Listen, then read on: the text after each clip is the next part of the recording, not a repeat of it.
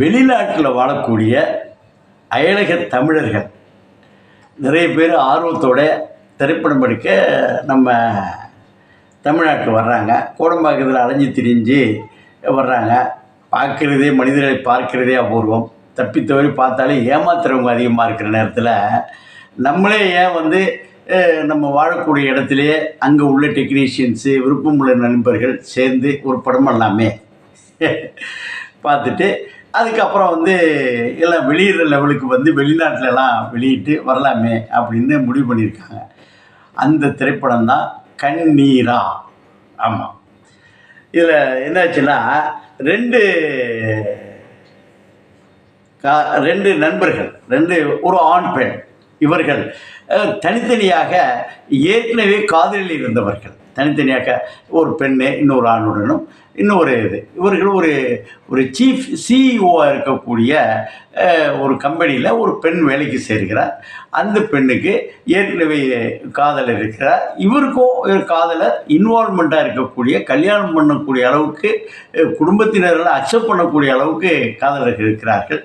இவர்கள் இருவரும் வேலைக்கு வரும்பொழுது அவருடைய நிர்வாகம், அந்த ஆண் மனிதரின் நிர்வாகம், இந்த பெண்ணுடைய திறமை, இருவரும் ஒரு ஈர்ப்பு ஏற்படுகிறது. சிஇஓங்கிற முறையில் நிறைய டிஸ்கஷன்ஸு, நிறைய சந்திப்புகள், வெளியிடங்களுக்கு லிஃப்ட் இதெல்லாம் போகும்போது ஒருவருடைய ஈடுபாடு வருகிறது.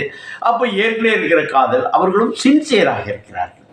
இவர்களுக்கு எப்படி கல்யாணம் பண்ணலாமா, வாழ்க்கையில் எப்படி இணையிறது, தடுமாற்றங்கள் நிறைய பேருக்கு வரும். இது சாதாரண எல்லா வாழ்க்கையில் ஏற்படுறது தான். இதுக்கு ஒரு இளையராஜா மியூசிக்கோ இல்லை அந்த காலத்து எம்எஸ் விஸ்வநாதன் மியூசிக்கெல்லாம் போட்டெல்லாம் பண்ண முடியாது. இது உணர்வுகள் அவ்வப்போது ஏற்படும். இந்த எப்படி கொண்டு போகிறது, இதை யார் வெற்றி பெற்றார்கள், யாரை விட்டார்கள், விட்டவர்கள் தொடர்ந்தார்களா, அப்படி தொடரும்போது என்ன பிரச்சனை, தொடராவிட்டால் என்ன பிரச்சனை, அப்போ பிறகு திருமணத்துக்கு அப்புறம் சந்தித்தா என்ன பிரச்சனைகள், இதெல்லாம் அலசக்கூடிய ஒரு திரைப்படம். ஆமாம், கண்ணீரா. இதில் என்னாச்சுன்னா, இதில் பேர் என்ன நம்ம ஏற்கனவே இல்லைங்கிறதுனால நம்ம சொல்லாமல் விட முடியாது. அதுக்காக வேண்டிய என்னாச்சுன்னா, இயக்குனர் கதிரவன்கிறது தான் கதிர் ரேவன் ஒரு பிரித்து வச்சுருக்காங்க. அது மாதிரி இது ரொமான்டிக்கு ஃபேமிலி ட்ராமா அல்லது கான்ஃப்ளிக்ட்டு பிட்வீன் ரெண்டு காதலர்கள், இப்படி வச்சு எடுத்துக்கலாம். இது இன்றைய வாழ்க்கையிலையும் இன்றைய தத்துவத்திலையும் ஊறி போன ஒரு சப்ஜெக்ட் தான். இருந்தாலும் இது இப்பொழுது வித்தியாசமாக, இப்போ காதலர் தினத்தில் 9 படம் வருதுன்னு சொல்லிகிட்டு இருக்கோம். இந்த 9 படங்களில் இது ஒரு முக்கியமான படம். இது கோகிலன் ஒரு காமெடியனாக வர்றார். அவர் ஒரு முன்னாள் காதலியுடைய இணக்கமாக எனராசியாக போனது. அது இப்போது பிரிக்கும் பொழுது எப்படி இருக்குன்னு நடுவில் ஒரு காமெடியன் போட்டு தான் ஃபிட்டின் பண்ணுவாங்க. அதை அறிமுகப்படுத்துறது விட்டு போனதா. அப்படி கோகிலன் அவர் கண்ணாடி இது மாதிரி ஏற்கனவே காதலிச்சு விட்டு போறியடா, என்ன தான் எல்லோரும் செருப்பா அடிக்க போகிறானுவா அப்படின்னு சொல்லும் பொழுது அது எல்லாருக்குமே தண்ணி ஒரு குத்துற மாதிரி ஒரு சூழ்நிலை வந்துருச்சு.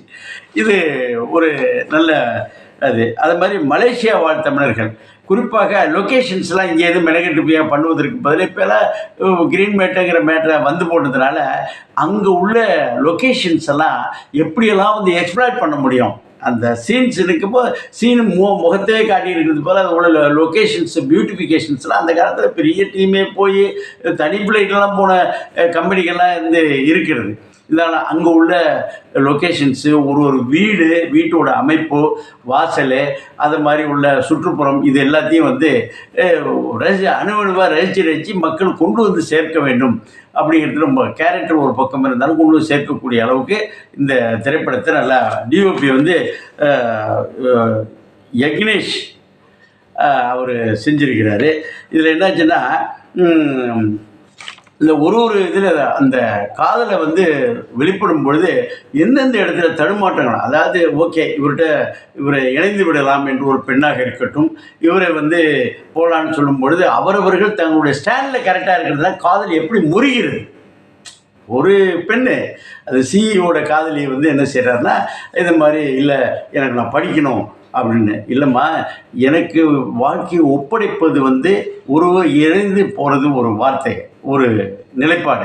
இணையாமல் என்ன நம்பாமல் நீ தனித்தனியாக இருக்குன்னா அது நல்லா இருக்காதே, என்ன செய்யலான்னு பெற்றோர்களாக ஏற்றுக்கொள்கிறார்கள். இப்படி அப்புறம் திருப்பி இங்கேயாவது வரும்பொழுது இல்லை நான் அதுக்கிடையில் இந்த கேப் விட்டுறக்கூடாது, சினிமாவில் என்எஸ்கே சொல்கிற மாதிரி சினிமாவிலையும் அது அரசியல்லையே தூங்குறப்ப கூட அது காலை ஆட்டிக்கிட்டே தூங்கணும், இல்லைன்னா செத்து போயிட்டாயான்னு பண்ணுவாங்கிறது மாதிரி இருக்கிறப்போ காதலர்கள் அன்றாட டச்சில் இருந்துக்கிட்டே இருக்க வேண்டும் என்பதை அழுத்தமாகவும் ஆழமாகவும் சொல்லியிருக்காங்க. ஆனால் திரைப்படம் வந்து ரொம்ப ஒரு லெங்க்தியாக சில காட்சிகள் இருந்தாலும் தேவை என்பதை பின்னர் நம்ம அறிய முடிகிறது. அதனால் இந்த திரைப்படம் வந்து அயலக தமிழர்கள், குறிப்பாக பக்கத்து நாடுகளில் உள்ள மலேசியா, சிங்கப்பூர் தமிழர்கள் தங்களுடைய முயற்சிகளில் குறிப்பாக கலை மீது, தமிழின் மீது உள்ள ஆர்வத்தை தெளிவாக கொடுத்துருக்காங்க. இந்த படம் பொழுதுபோக்கு மட்டுமல்ல, சிந்தனையை தூண்டக்கூடிய படம். எல்லோரும் பார்த்து ரசிக்கலாம், கற்றுக்கொள்ளலாம். பார்ப்போம் வாங்க. சப்ஸ்கிரைப் பண்ணுங்க, ஷேர் பண்ணுங்க, கமெண்ட் பண்ணுங்க, லைக் பண்ணுங்க. இதே மாதிரி உடனுக்குடன் சுவாரஸ்யமான செய்திகள் உங்களை வந்து சேர பெல் பட்டனை கிளிக் பண்ணிடுங்க.